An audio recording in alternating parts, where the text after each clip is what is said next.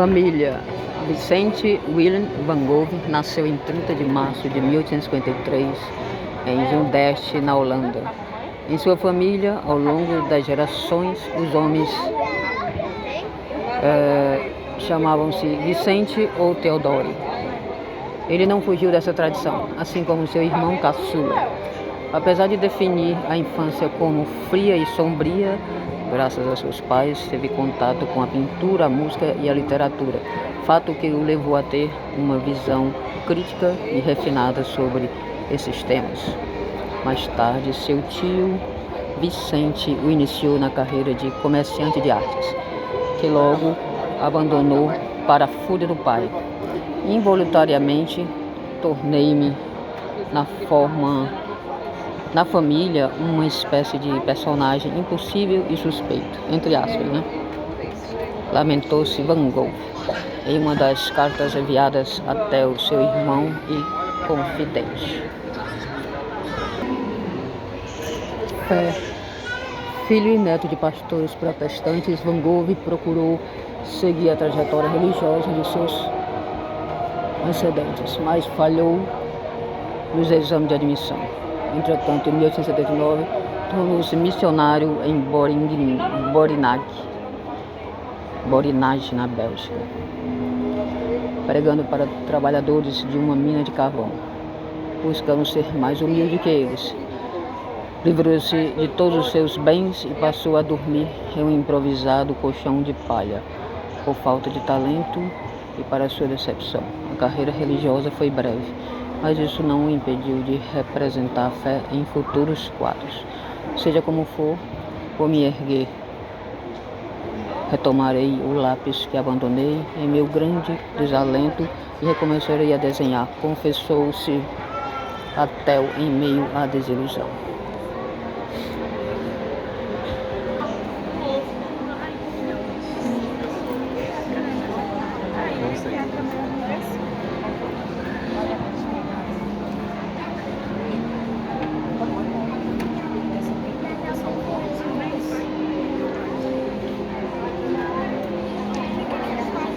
Temos mais uma pintura dele, né?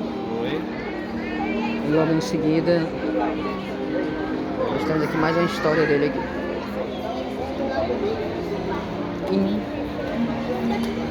Impressionista.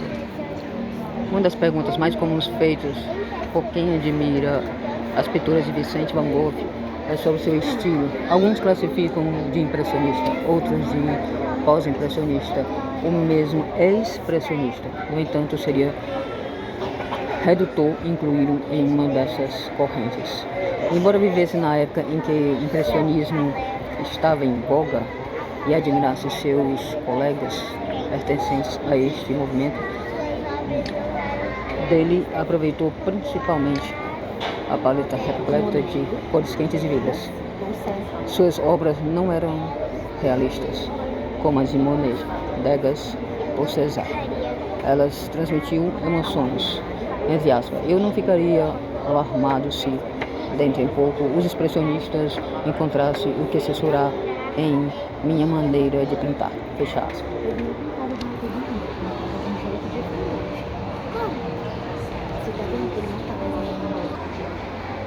Amores. Vicente Van Gogh nunca encontrou uma mulher que o tivesse verdadeiramente compreendido e amado. Sua relação mais estável foi com Sienne, uma prostituta contratada para ser modelo. Em um ato de compaixão, o pintor a acolheu, levando ela, grávida, e a filha para viverem em sua casa. Sion posou para ele ao longo dos 2 anos que durou a relação. A imagem que ficou do artista é a de um misântropo, um solitário incapaz de se comunicar e de se relacionar. A realidade é que ele também sonhava em ser acarinhado. Gostaria de estar com uma mulher. Não vivo sem amor. Eu não daria a mínima para a vida se não houvesse algo infinito, algo profundo, algo real. Nossa,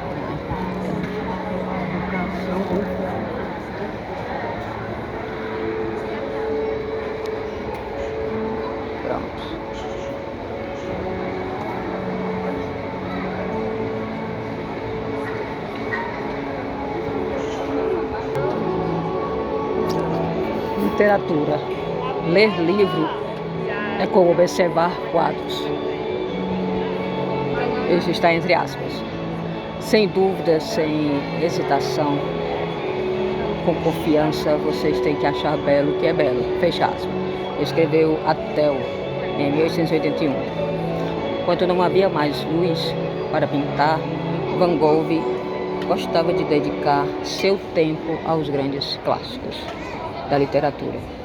Essa paixão refletiu-se na correspondência com seu irmão, tanto na sensibilidade e na vivacidade de sua escrita, como nos diversos autores citados: Charles Dickens, Victor Hugo, Shakespeare e Voltaire estavam entre os favoritos. Em geral, as obras escolhidas tinham relação com o que acontecia em sua vida, religião, quando desejou ser pastor, romances parisienses ao se mudar para a capital francesa.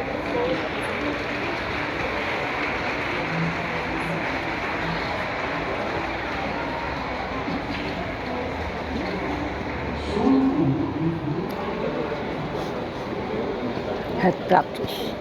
Influenciado pela obra de Rembrandt, Van Gogh criava retratos aspirando que impactasse as pessoas um século depois. Ele acreditava que essas eram suas obras mais importantes e devia evocar o que considerava a base espiritual da existência humana, por meio de pinturas de pessoas simples, como trabalhadores, prostitutas e amigos.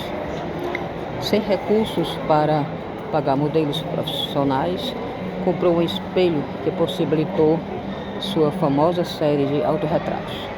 Quase tudo o que sabemos de sua aparência vem desses quadros, que deram rosto ao homem transformado em arquetipo do artista como gênio torturado. Entre aspas, as pessoas dizem, e eu estou disposto a acreditar, que é difícil conhecer a si mesmo, mas também não é fácil pintar a si mesmo.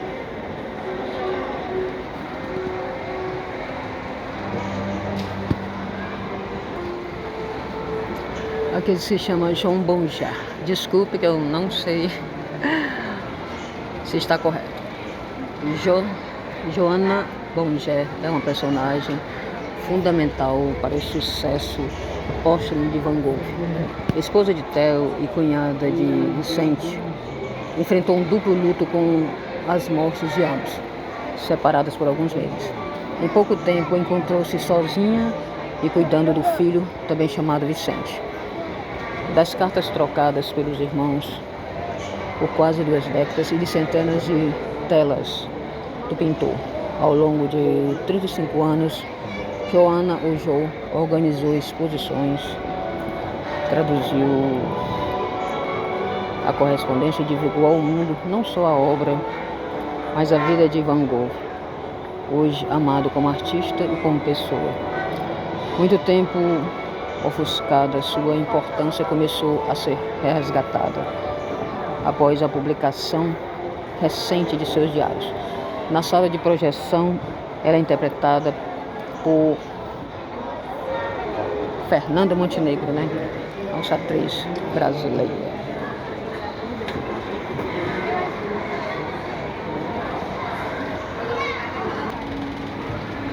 Cartas para Theo. Dos seus irmãos amados que teve, Van Gogh foi mais próximo do mais novo, Theo, seu companheiro desde pequeno em caminhadas pelos campos. Essa relação continuou quando o artista, aos 19 anos, mudou-se para Haia e iniciou correspondência com o caçula, então com 15 anos. A troca de cartas durou de 1873 até a morte do pintor, em 1890.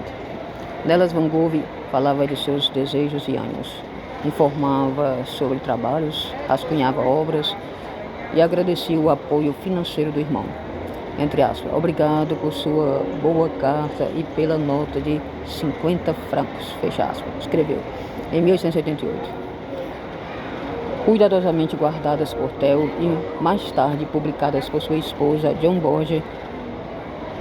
As centenas de mensagens são imprescindíveis para a compreensão tanto do gênio como do ser humano Vicente Van Gogh.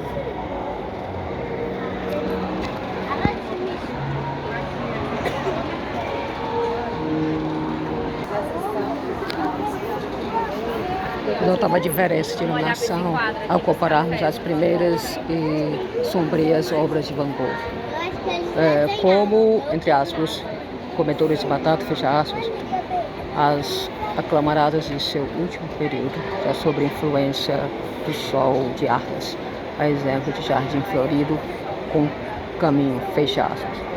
Esse assunto, no entanto, é importante olhar para além da pintura. Ao se tornar missionário, Vicente dizia querer levar luz ou espiritualidade aos trabalhadores mais humildes. Mais tarde, já artista, desejava iluminar ou entregar beleza a quem nunca havia tido oportunidade de ver um quadro. Para Van Gogh, a luz tem uma dimensão não apenas de clareza, como também de revelação e inspiração.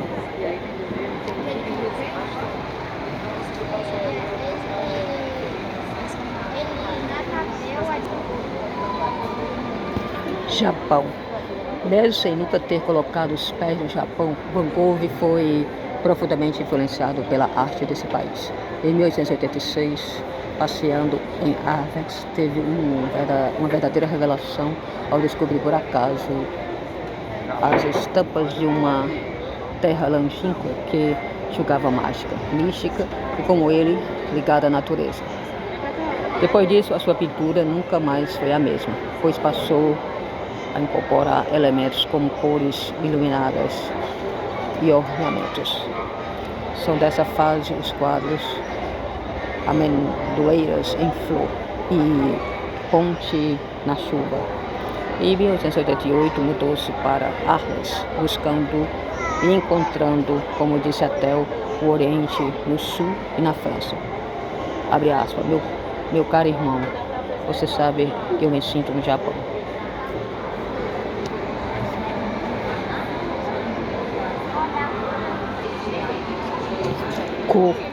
Van Gogh acreditava que artistas deveriam viver em regiões mais quentes e iluminadas, onde encontraria cores vibrantes e inexistentes do norte da Europa. Tal convicção o levou a Arles. Em 1808, nessa cidade francesa, próximo do Mediterrâneo, consolidou-se o uso de pigmentações mais brilhantes, iniciado 2 anos antes, em Paris, por influência dos pintores impressionistas. A mudança trouxe novos horizontes à sua obra, como contou Atel. Tem um campo de trigo muito amarelo e muito claro, talvez a tela mais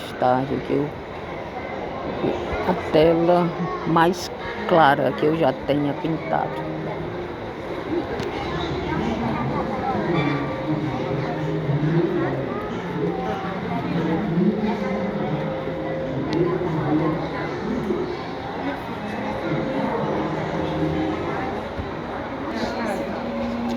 França. Em 1874, Van Gogh mudou-se para Paris, onde trabalhou como negociante de arte. Sem aptidão para a tarefa, demitiu-se e passou brevemente pela Inglaterra, antes de retornar à Holanda em 1876. 10 anos mais tarde, instalou-se novamente na capital francesa, dessa vez na casa de Tal. O contato com os expressionistas influenciou seu estilo de pintura, assim como a luz de Arles. Novo domicílio a partir de 1888.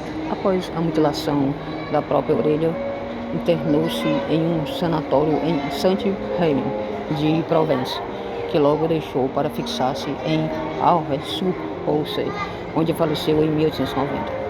Foi na França que sua personalidade artística moldou-se em definitivo.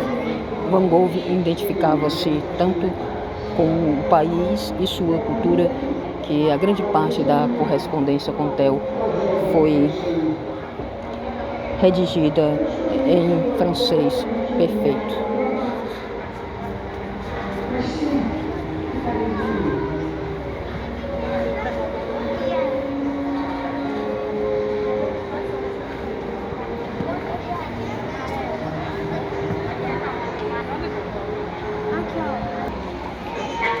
Casa Amarela. Ao se mudar para Arles, Van Gogh planejava criar no sul da França uma comunidade de artistas. Seu modelo eram os monges budistas japoneses que viviam em grupo. Encontrou o lugar ideal em uma casa amarela de esquina, imortalizada em um de seus mais célebres quadros. Nela alugou 4 quartos para receber outros pintores que criariam juntos. O impressionista Paul Gauguin foi o primeiro e único aí. Feliz com a sua chegada, Vicente pintou girassóis para decorar o quarto do amigo.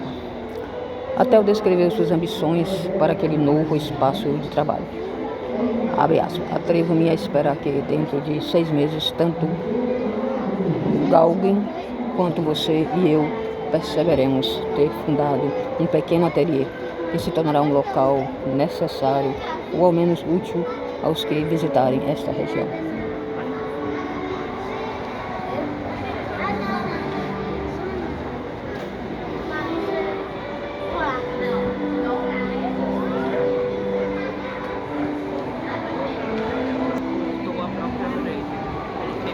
Loucura.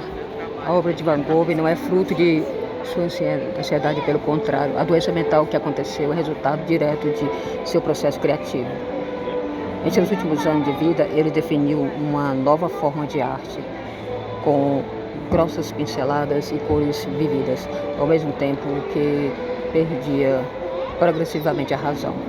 O ápice dessas crises ocorreu em 23 de dezembro de 1888, após mais um violento desentendimento com Gauguin, quando Van Gogh teve um acesso de loucura e cortou a própria orelha. Coloquei meu coração e minha alma do meu trabalho e perdi a cabeça nesse processo.